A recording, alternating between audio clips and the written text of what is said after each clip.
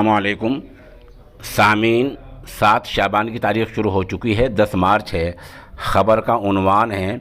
اس بار 34 ممبران assembly U P assembly میں پہنچ گئے ہیں۔ خبر تھوڑی تفصیل سے سن لیں۔ ابھی تک 8 بجنے والے ہیں اور 8 بجے تک جو رپورٹ ہمیں موصول ہوئی ہے اس کے مطابق یہ مسلم لوگ MLA اسمبلی میں پہنچ گئے ہیں۔ ان کے نام یہ ہیں: جناب اعظم خان صاحب رامپور سے، عبداللہ اعظم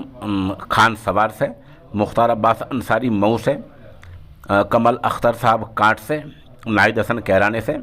حاجی عرفان سولنکی صاحب سرمئو سے، اقبال مسعود سنبھل سے، آشو ملک سہارنپور سے، محمد مرتضیٰ پھولپور سے، ضیاء رضوی سکندرپور سے، غلام محمد سوال خاص سے، نواب جان ٹھاکر دوار سے، اشرف علی خان تھانہ بھون سے، ارمان خان لکھنؤ سے، افسر عالم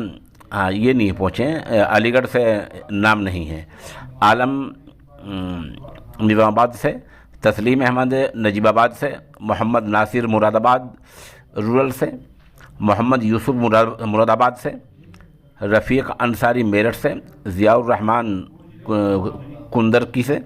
سلطان بیگ میرگنج سے، محمد عادل میرٹھ جنوبی علاقے سے، یاسر شاہ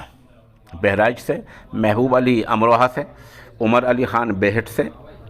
ساجل اسلام بھوجپوری علاقے سے، محمد فہیم بلاری سے،